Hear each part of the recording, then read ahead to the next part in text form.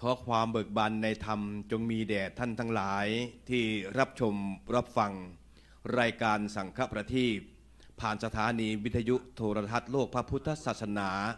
เฉลิมพระเกียรติ WBTV วัดยานนาวาวันนี้เป็นวันธรรมสวนะขึ้น8ค่ำเดือน5วันนี้เมตตาแสดงพระธรรมเทศนาโดยพระเดชพระคุณพระราชวชิรดมเจ้าคณะเขตสาธรผู้ช่วยเจ้าอาวาสวัดยานนาวาในหัวข้อเรื่องอัตตธรรมกถากถาว่าด้วยการฝึกตนโดยมีคุณสุชาดาจิราธิวัฒน์พร้อมทานบดีทั้งหลายเป็นเจ้าภาพบูชาธรรมกันเทศในโอกาสนี้ความเป็นสัพพสิริมงคลนั้นได้พร้อมแล้วขอเจริญพรคุณสุชาดาจิราธิวัฒน์อุบาสิกาของวัดยานนาวาเป็นผู้นำบุญเป็นผู้แทนในการจุดธูปเทียนบูชาพระรัตนตรัยและจุดเทียนส่องธรรมขอเจริญพร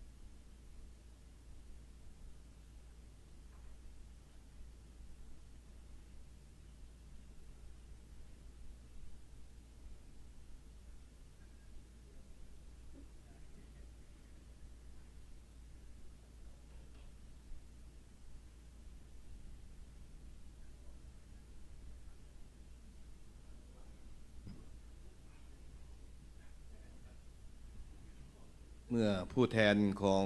ทานบดีทุกท่านได้จุดเทียนส่องธรรมเป็นที่เรียบร้อยทานบดีทุกท่านจะได้พร้อมใจกันในการกล่าวคำพรรณนาศีลอาราธนาธรรมและก็ฟังธรรมฟังเทศในเวลาอันเหมาะอันควรบัดนี้พร้อมแล้ว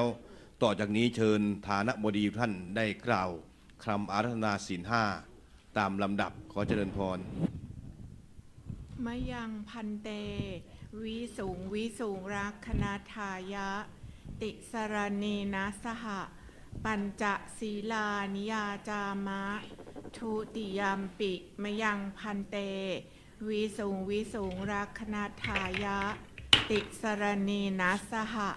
ปัญจศีลานิยาจามะ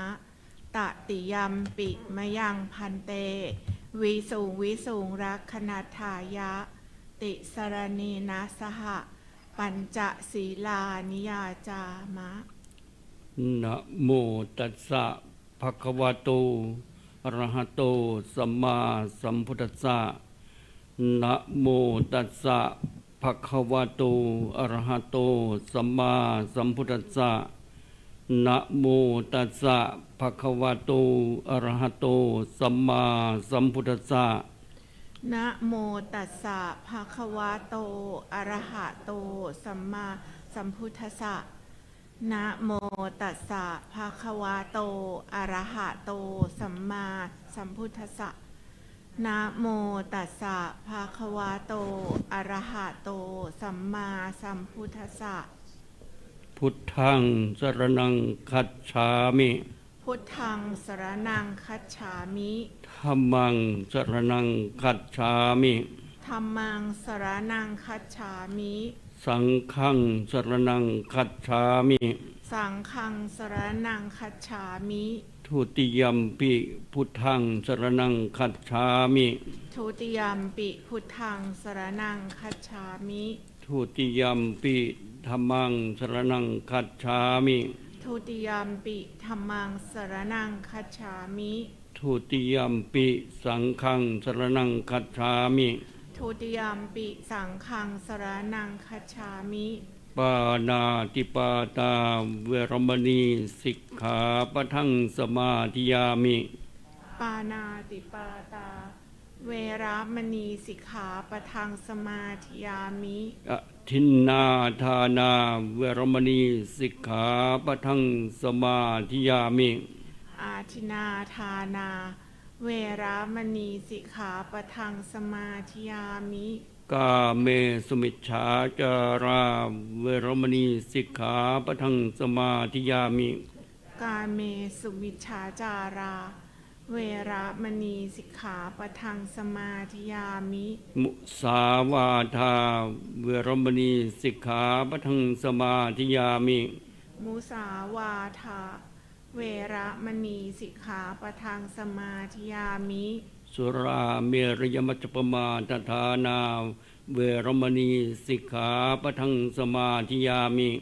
สุราเมรยมัชฌปมาทฐานา เวระมณีสิกขาปะทังสมาธิยามิ อิมานิปัญจสิกขาปทานิสีเลนะสุขติงยันติสีเลนะโภคสัมปทาสีเลนะนิพุติงยันติตัสสมาสิรังวิโสทะเย สาธุอามาพันเตรัมมาจาโลกาทิปติสหัมปติ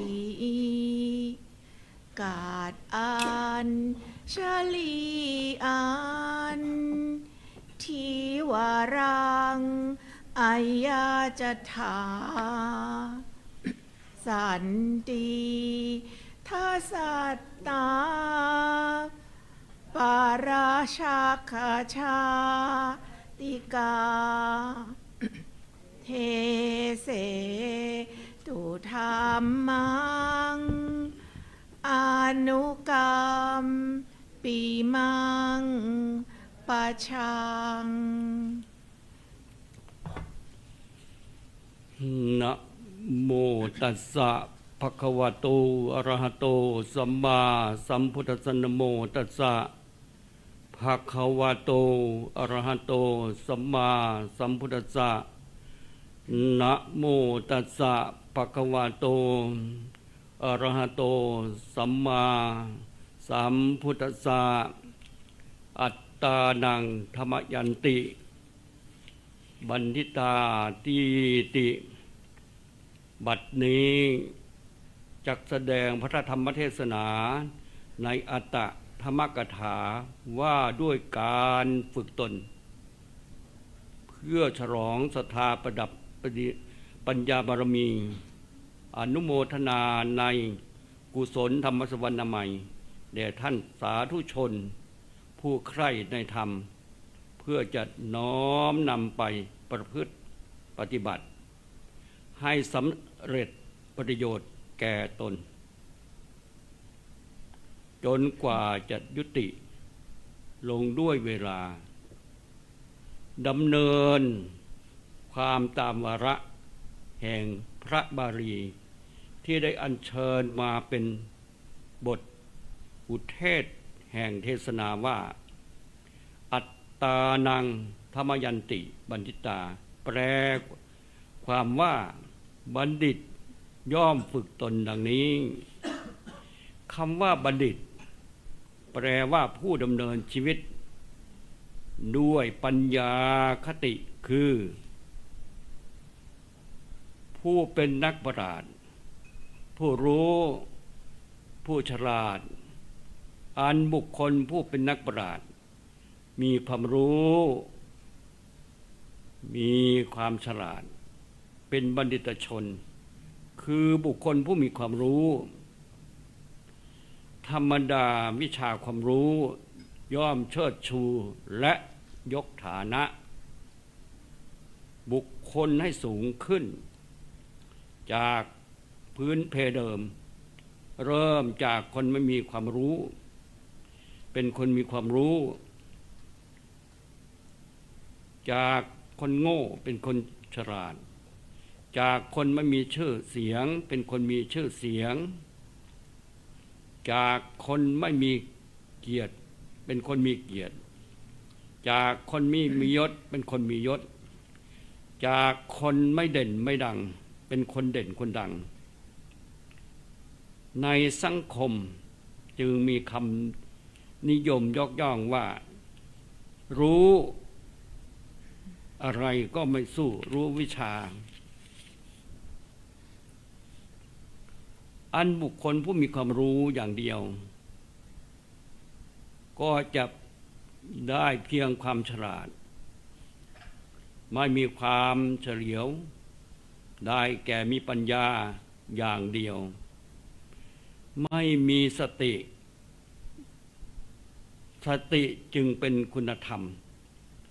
ที่คอยกำกับสนับสนุนปัญญา ดังที่กล่าวว่า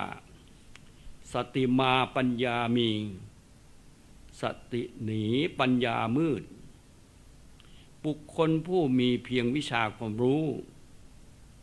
ไม่มีสติคู่กำกับสนับสนุนยอมจะขาดทุนไม่มีกำไรคือไม่มีความระลึกสำนึกผิดชอบชั่วดีนำความรู้ไปใช้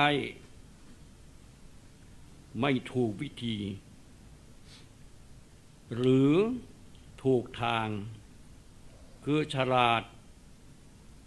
ผิดทางฉลาดแกมโกงฉลาดแกมหยิ่งฉลาดแต่ไม่เฉลียว หรือความรู้ท่วมหัวเอาตัวไม่รอดต่อเมื่อมีวิชาหรือปัญญาความรู้ควบคู่กับจรณะความประพฤติดีปฏิบัติชอบ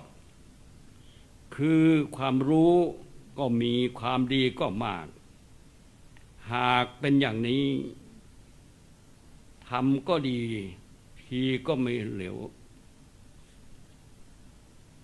เป็นไปตามหลักที่ว่ารู้รักษาตัวรอดเป็นยอดดีบุคคลจงนิยมฝึกฝนอบรมตนเพื่อเตรียมจะฝึกคนฝึกงาน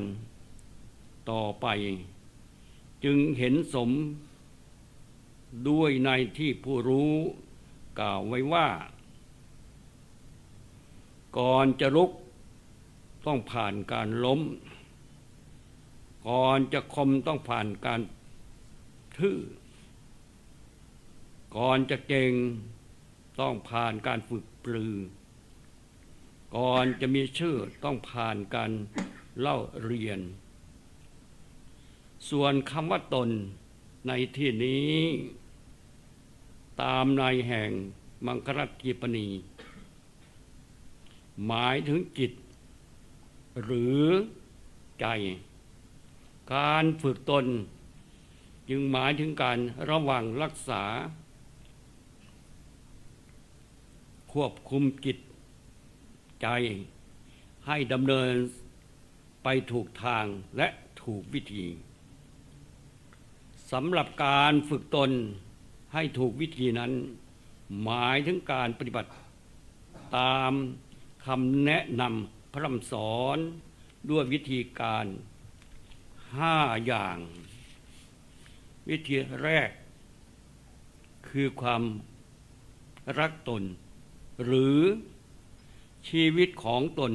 เป็นที่ 1รักคนอื่นและสิ่งอื่นเป็นที่ 2ทุกคนอยากให้ตนเป็นคนมีความรู้มีความสุขไม่ต้องการให้ตนเป็นคนชั่วตกต่ำลำบากยากจนเดือดร้อนเป็นทุกข์จะต้องถนอมรักษาตนให้ดีตลอด3 วัยได้ชื่อว่ารักษาตนนั่นเองอันนี้บัณฑิตวิธีที่ 2การพึ่งตนเองคือความจริงบุคคลผู้มีตนอันฝึกดีแล้วย่อมได้ที่พึ่งอันหาได้โดยยากที่พึ่งในที่นี้คือทรัพย์1สมบัติ1คุณสมบัติ1ในฐานะที่เป็นคฤหัสถ์จะต้องพึ่งพาอาศัยทรัพย์สมบัติ มาบริหารรู้จักการจัดการชีวิตบุคคลต้องประกอบกรณียกิจน้อยใหญ่คือทำงานน้อยใหญ่นั่นเองด้วยการขยันหมั่นเพียรแสวงหาทรัพย์สินสมบัติแสวงหามาได้แล้วจะต้องรู้จักรักษาแบ่งปันจัดสรรให้เป็นส่วนๆเพื่อคำนวณรายรับรายจ่ายให้เหมาะสมการคบค้าสมาคมต้องนิยมคบค้าสมาคมกับคน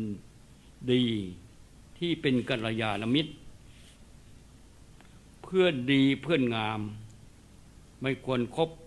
เพื่อนที่ตามเกาะตามกินสิ้นทรัพย์แล้วก็นายหนีที่กล่าวกันว่าเพื่อนกินหาง่ายเพื่อนตายหายากยามมั่งมีเพื่อนมากยามตกยากเพื่อนหายแม้การใช้การจ่ายก็ให้พอเหมาะพอสมควรไม่เบียดกรอจนเกินไปไม่ฟุ่มเฟือยจนเกินการจะใช้จ่ายให้ดูได้รับรายได้ไม่ใช่เสียเกินได้ใช้เกินมีรายจ่ายวิธีที่3ฝึกความเชื่อมั่นตนเองคือความเชื่อมั่นของบุคคลส่งผลให้เกิดการกระทำเพราะการทำการพูดและการคิดที่จะก่อให้เกิดผลผลิตที่มั่นคงได้นั้นจำต้องอาศัยศรัทธาความเชื่อมั่นเป็นตัวนำและมีการตั้งใจทำเป็นตัวจักรความเชื่อมั่นตนเองนั้นกล่าวสั้นๆก็คือความเป็นตัวของตัวเองความเป็นตัวของตัวเองนั้นหาได้หมายถึงการอยู่โดดเดี่ยวดายไม่เกี่ยวเกาะคบหาสมาคมหรือพึ่งพาอาศัยคนอื่นก็หาไม่หากแต่หมายถึงความสามารถที่จะดำรงชีวิตอยู่ได้ด้วยของตัวเองไม่เป็นเครื่องมือหรือบันไดดังรังร้านวิธีที่4ฝึกการสำรวจตนเองคือการสำรวจตนเองนั้นเป็นหลักสำคัญอย่างมากประการหนึ่งซึ่งสมเด็จพระผู้มีพระภาคเจ้าตรัสว่าบุคคลบางคนนิยมสำรวจคนอื่นมากกว่าสำรวจดูตนเองแม้จะสำรวจตรวจดูตนเองก็อยู่ในลักษณะคนตาบอดนั่นเองมองไม่เห็นความผิดพลาดบกพร่องของตนมองดูคนอื่นด้วยตาสว่างแจ่มใสใส่ใจถึงโทษความผิดของบุคคลอื่นถ่ายเดียวความผิดของบุคคลอื่นแม้จะเล็กน้อยเท่า เมล็ดผักกาดก็สามารถมองเห็นได้ง่ายฝ่ายความผิดของตนถึงจะโตเท่าเมล็ดมะตูมก็เห็นได้ยากวิธีที่5ฝึกการเอาชนะตนเองคือความจริงความชนะมีอยู่คู่กับความแพ้แต่ในโลกนี้หามีผู้ใดต้องการความเป็นผู้แพ้ไม่มุ่งหวังแต่จะเป็นผู้ชนะเท่านั้นความชนะตนในที่นี้ชี้ชัดว่าชนะใจความชนะใจนั้นได้แก่การฝึกใจการข่มใจและการหยุดใจนั่นเองดังเช่นในการทำสงครามการพนันขันต่อการกีฬาเป็นต้นย่อมมีทั้งบุคคลผู้แพ้และผู้ชนะความแพ้ความชนะอย่างนี้เป็นของไม่คงที่ไม่แน่นอนผู้ชนะแล้วก็อาจกลับแพ้ได้แม้ผู้แพ้ก็อาจกลับชนะได้การฝึกใจนั้นหมายถึงการฝึกฝนอบรมตนปรับปรุงแก้ไขฝึกตัวฝึกใจให้เหมาะสมกับเพศภาวะสถานะและกาลเทศะมีสติสัมปชัญญะเข้าประคับประคองจะพูดหรือทำการอันใดไตร่ตรองให้รอบคอบด้วยเหตุด้วยผลท่วนทั่วประกอบเหตุสังเกตผลไม่ปล่อยตัวปล่อยตนให้เป็นไปตามยถากรรมการรู้จักฝึกใจคือการปรับใจให้ถูกที่ปรุงใจให้มีรส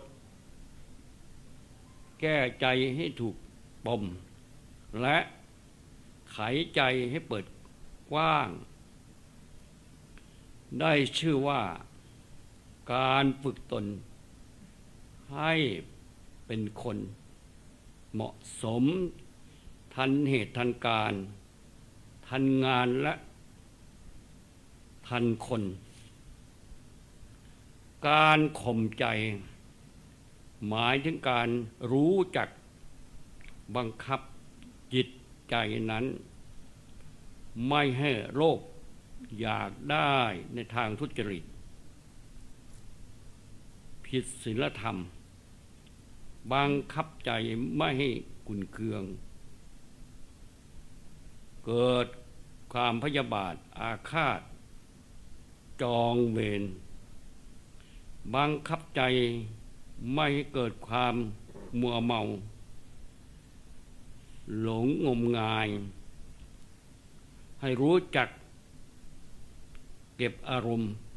ข่มใจไม่แสดงอาการวิปริตผิดปกติออกนอกหน้าดังคำที่กล่าวว่าเก็บน้ำขุ่นไว้ข้างในเก็บน้ำใสออกมาไว้ข้างนอกส่วนการหยุดใจนั้น หมายถึงการยับยั้งชั่งใจไม่ปล่อยให้ถลำล้ำลึกไปสู่ความผิดพลาดเสียหายการหยุดใจยับยั้งชั่งใจนี้จะเกิดจะมีได้ในขณะที่มามีสติรู้ลึกสำนึกผิดเหมือนการ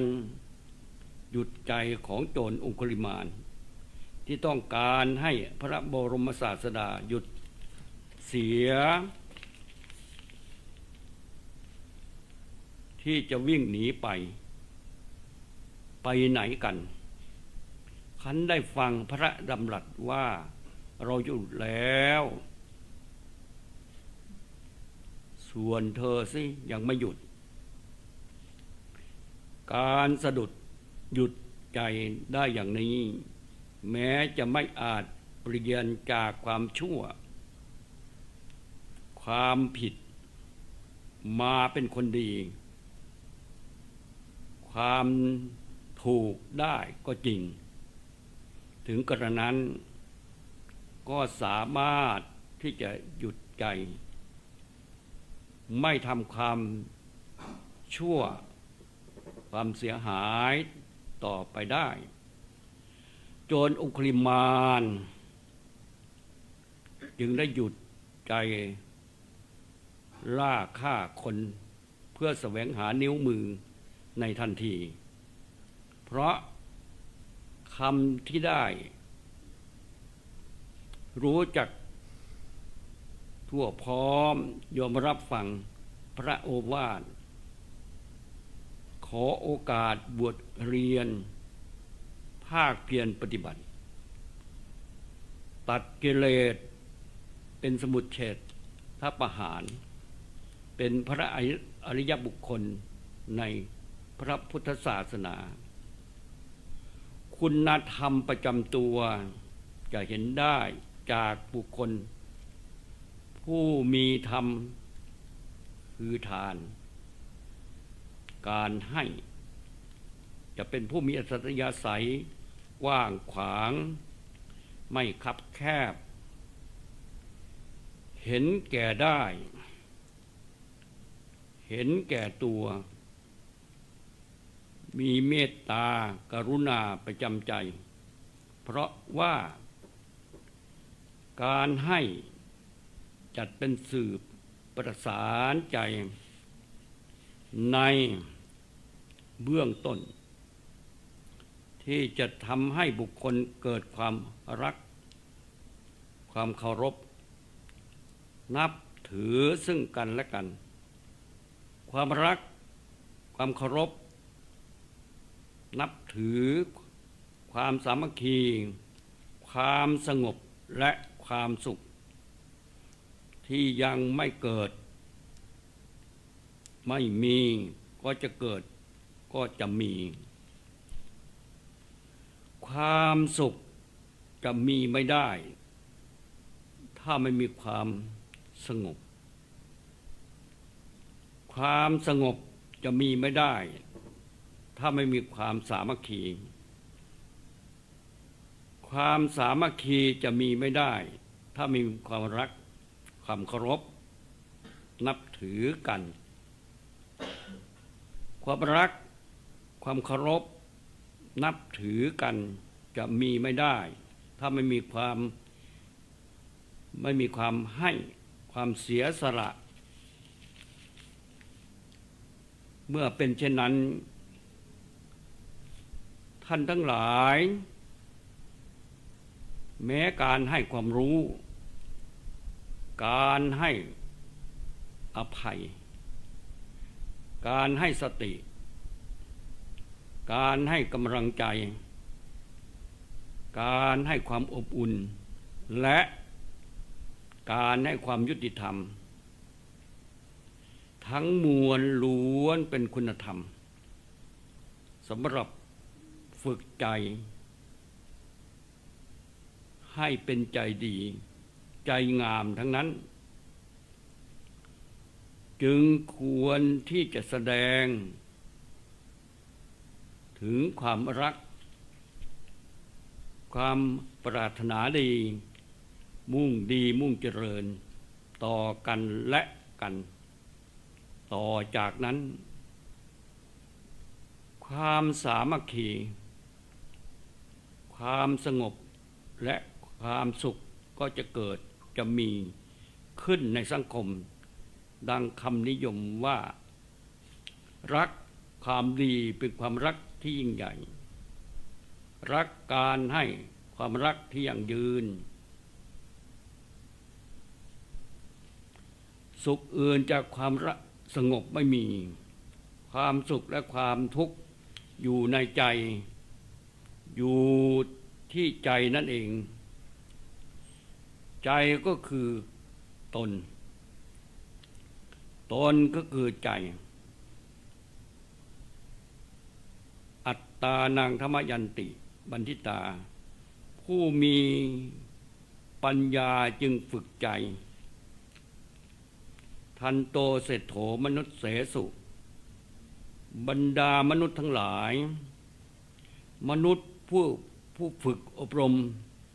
ตนแล้วย่อมชื่อว่าเป็นคนดีในสังคมเป็นคนที่มีศีลมีธรรมประจำใจรู้ดีรู้ชั่วบุคคลที่ต้องการเป็นคนรวยจึงฝึกให้ทานต้องการเป็นคนสวยจงฝึกรักษาศีลต้องการมีปัญญาจงฝึกอบรมภาวนาซึ่งมีดังวิสัชนามาด้วยประการฉนี้ในอวสานแห่งการแสดงพระธรรมเทศนาด้วยอานุภาพแห่งคุณพระศรีรัตนตรัยด้วยอานุภาพแห่งบุญกุศลคุณงามความดีขอท่านสาธุชนทั้งหลายจงเจริญด้วยจตุรพิธพรชัยคืออายุวันนะสุขะพระยิ่งด้วยปฏิภาณธนสารสมบัติสัพพสิริสวัสดิ์พิพัฒนมงคลสมบูรณ์พูนผลร่มเย็นอยู่ในร่มเงาแห่งพระพุทธศาสนาในที่ทุกสถานตลอดกาลทุกเวลาแสดงพระธรรมเทศนาสมควรแก่เวลาเอวังก็มีด้วยประการฉนี้สาธุการแสดงพระธรรมเทศนาในอัตตธรรมกถากถาว่าด้วยการฝึกตนโดยเนื้อหาสรุปเพื่อให้ทั้งหลายได้มีความอดทนอดกลั้นในการทำความดีโบราณบอกเอาไว้ให้พระหนึ่งองค์ที่ว่านั่นคือหลวงพ่อพญายามและเราก็จะสำเร็จได้ในการรักษาศีลในการให้ทานจนที่สุดเกิดปัญญาคือส่วนของภาวนาเพราะฉะนั้นเป็นหลักธรรมที่ง่ายๆแต่ก็ไม่ยากในการที่ปฏิบัติฝึกตนเอาไว้โดยเฉพาะฝึกใจในโอกาสนี้เจริญพรคุณสุชาดาจิราธิวัฒน์ผู้แทนอุบาสิกาและอุบาสกของวัดจันทวาได้เข้าถวายกัปปิยพันธ์บูชาธรรมกันเทศในการครั้งนี้ขอเจริญพรหากมีทานบดีท่านไหนที่มีความประสงค์ที่จะสร้างบารมีแห่งทานเป็นทานบารมีร่วมบูชาธรรมกันเทศก็ขอเจริญพรได้ต่อจากท่านผู้เป็นประธานคุณสุชาดาจิราธิวัฒน์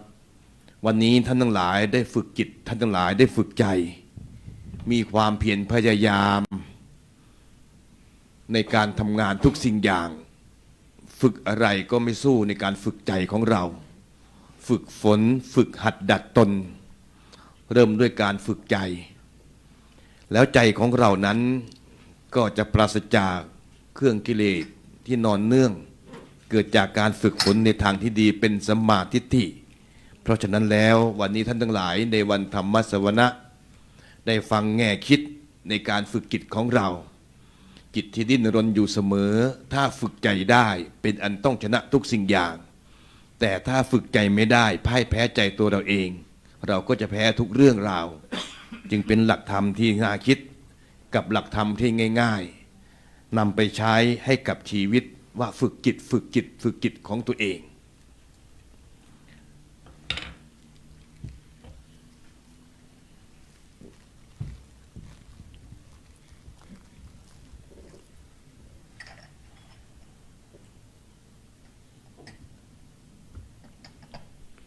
ยะถาวริวหาปุราปาริปุเรนติสาคารังเอวะเมวัยโตทินังเปตานังอุปกปปติอิจิตังปัญจิตังตุมหังกิปะเมวะสมิจตุสัพเพปุเรนตุสังกปานจันโทปนรสโสยะถามณิโชติรสโสยะถาสัพพิติโยวิวัชชันตุสัพพะโรโควินาศตุมาเตภวัตวันตรายโยสุขีติขายุโกภวะอภิวาทนาสิริ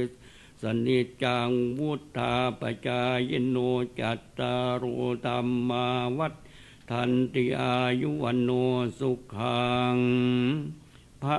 ลังรายการสังฆปฏิขออนุโมทนาบุญและขอบคุณกับทานบดีทุกท่านที่ได้ร่วมเป็นส่วนหนึ่งในการเป็นเจ้าภาพบูชาธรรมกันเทศอุปถัมภ์อุปถากรายการสังฆปฏิซึ่งมีทุกวันธรรมสวนะ8ค่ำและ15ค่ำสำหรับวันนี้เวลาหมดลงแล้วพบกันใหม่ในวันธรรมสวนะหน้าขอความสุขเบิกบานจงมีแก่ทุกท่านทุกคนเถิด